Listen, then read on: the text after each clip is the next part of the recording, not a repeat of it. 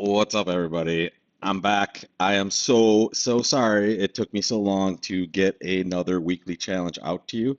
I have been traveling all over the place and rarely a night or two in the same spot. So it's been really difficult to kind of settle down and send out a broadcast. But here we are, and I am going to play another Robot Olympics. We're starting a day late on Wednesday. So I'm going to play today, tomorrow, which is Thursday, Friday, and then Saturday will be our finale.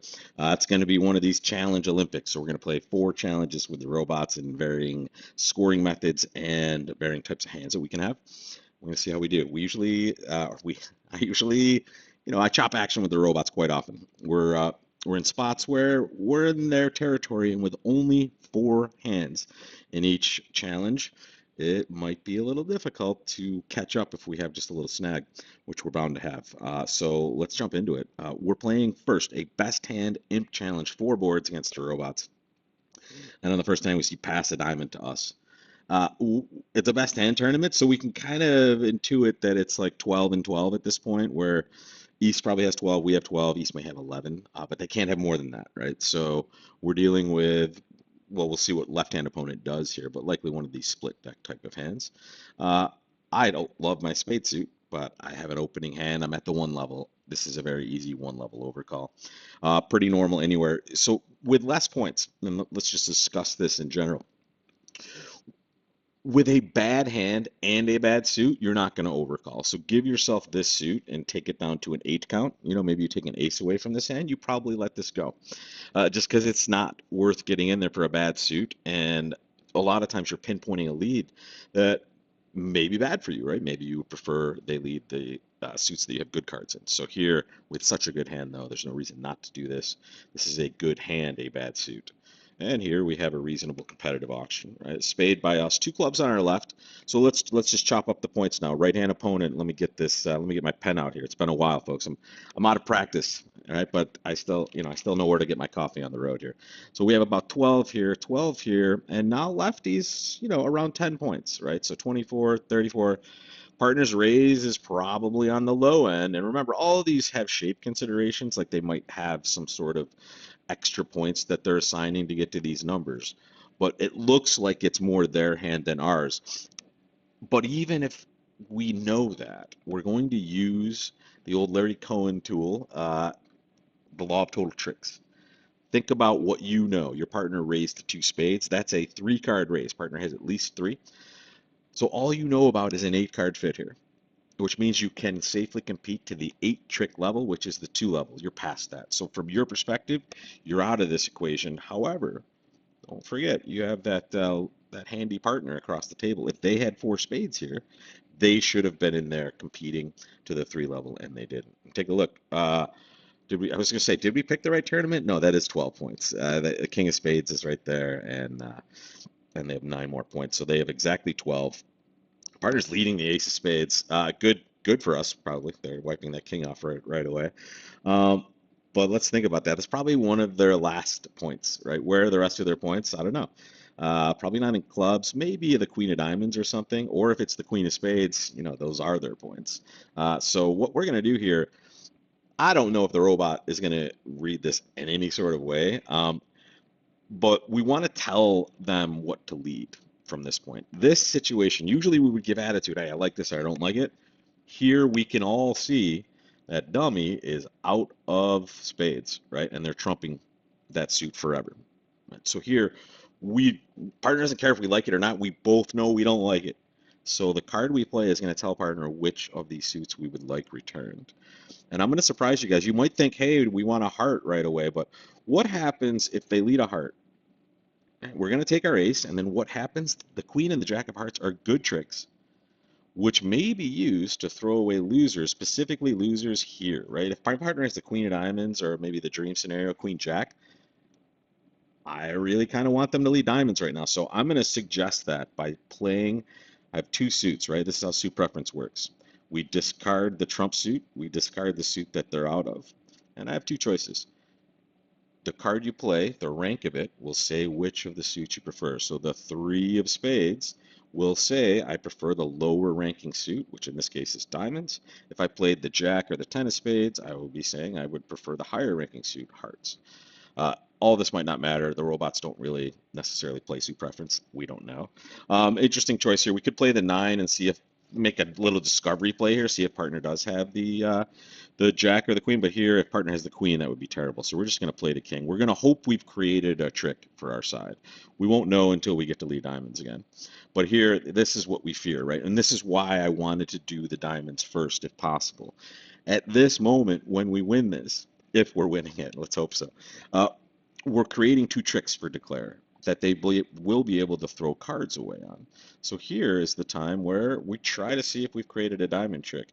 Um, we still have a club in our hand, so they might play queen of hearts, but we'll be able to trump the next heart, right? So now they've shook one diamond. Here's where we have to force them to rough, and we'll see if we get a diamond trick. And they're roughing a good spade. That's interesting. So that partner did have some points over there, right? This eight is not helpful for us. I'm going to throw a spade away. Okay, there we go. Let's play a diamond now. That's a rough for them, and that's all she wrote. Okay, so it didn't end up creating a trick for us. That's minus 130. I mean, we'll see what happens. I can't imagine it going much differently at the other table. And again, we're just dealing with robots at all these tables. So here, I mean, it looks like we did what we could do here. Let's take a look at the next one. Really nice hand here. I have 16 high card points. This is illegal to open one no trump in the real world, so we'll kind of keep it normal here and open a diamond. Look, preemptive raise to two spades, and then our partner bid three diamonds. This is kind of a weird bid. It's wide ranging. It could be more than just 10 because a Q bid here would be at the three spade level, which would be, more of a game forcing type level. I wonder what double is going to be. No, that's going to be penalty. Double here, I think should be, hey partner, can you bid three? No.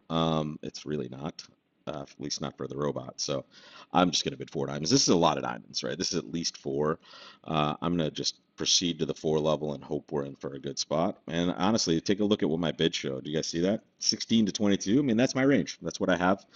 The stiff spade's probably going to be pretty good. Partner kicked it in. I mean, is it our birthday or 4th of July? Let's find out. Let's dance. All right, we have no club losers. We have a spade and a heart loser. Wow, we did pretty well.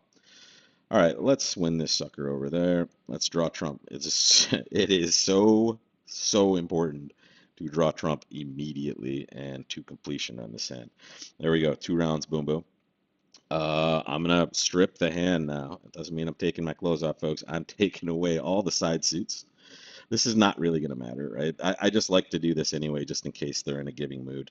And what I mean by that is, if I play spades and I get to trump one and then they win a trick at some point and they decide to lead something that gives us a trick, that's great, But here, this is almost never, I mean, it's never happening in this situation, especially with the robots, but it's just good habit.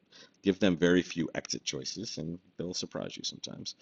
So here, we're just going to give up a heart. Well done, Mr. Robot, though. Get us to a makeable game.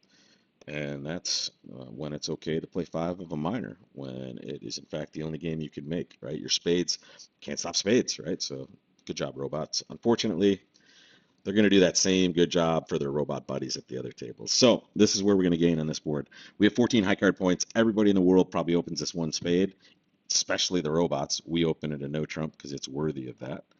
Two clubs, any suit, right? Any suit. So this could be clubs, diamonds, hearts, or spades. Double by partner is just statement. Hey, partner, you have four of a major. And we, in fact, do. Five, but this is 4 plus here. And now partner bids 2 no trump, which is invitational. And this is very important to recognize. The robots play a suboptimal version of minor suit transfers. So they use this mechanism, stamen and then 2 no, to just show any invitational hand. So in fact, they may not have a 4 card major. We only have 14, so we're not really looking at a tasty game here, so we're just going to pass.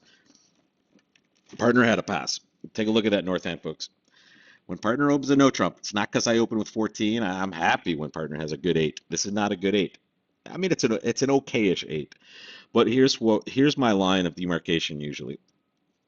I raise or I invite to game after a one no trump opener if I have 9 points or if I have a good eight, and a good eight 99% of the time contains a reasonable five card suit. The only time it wouldn't is a hand like this. If I have this hand, but then give me like a couple more tens and nines, I might consider it. But that's how I want you guys to be in that you're going to be in a much safer versions of no trump contracts if you hold to this. And I can't tell you how many times I've gotten an amazing score by just being in one no trump when I don't raise with a bad eight, where a lot of people are. And they're in two no trump down one, where we're in one no trump making one for an amazing result. So don't go too far with this. And let me give you one more quote. I have to give credit to Aaron Silverstein, a great New York pro. We want to be in game when we have at least, when we know in the auction we have at least 25 points total. We do not usually want to be in game when we have at most 25 points total. And when you have an 8 count, your partner has at most 17, and you don't have any extras to upgrade to a 9 count, you have at most 25. So that means you hold back. And that, by the way, at most 25 is that best day where partner has 17. Let me add one more little sprinkle on this. When we have a really good 17, you hear me and Gavin talk about this all the time. 17 with a five card suit, what are we doing? We're upgrading that to 18, so we're opening one and rebidding two now. So you know now that partner can never have a really good 17. So this makes that 8 point hand even worse to invite with. Let's see if we can make eight tricks though. After all this discussion, sorry, it's been so long since I've done one of these guys. I'm just like diarrhea of the mouth. But I hope you're catching some nuggets of instruction here along my way. So at this point, we won the first trick, and I've been talking for so long, I've almost forgotten what it is. Yeah, they let the Queen of Diamonds. That doesn't look like it's their suit. It looks like hearts is their suit, right? Left-hand opponent showed a single suited hand on this, so it appears that it's hearts, which is great. They've given us some time on this hand. We're going to use it to develop spades. Classic spade finesse. Lovely, that one. We'll cover this one for sure. And now we know spades are at worst 4-2 and at best 3-3. They're 4-2. Here I can shake a heart over there, and I'm just going to set up my other spade trick here. And I'm just trying to scramble together and get as many as I can. Here comes a heart. Yeah, we're gonna. I mean, are they blocking this? Yeah, that won't matter. I already pitched a heart over there. If I save that nine of hearts, it maybe gets interesting. All right, so here's that hard work we just did to get that set up. There's six tricks. And now the question is, do we go for eight? I don't think so. I think we're very happy to be in this spot. We've already gained a little bit just by getting everything reasonably safely right.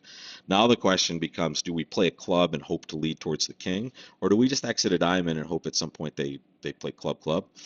I mean, it feels like that might be happening because left-hand opponent did overcall, and yeah, let's shake this up. I mean, maybe we're getting lucky with no, we're not. We are not. There goes a club. Yeah, yeah, yeah.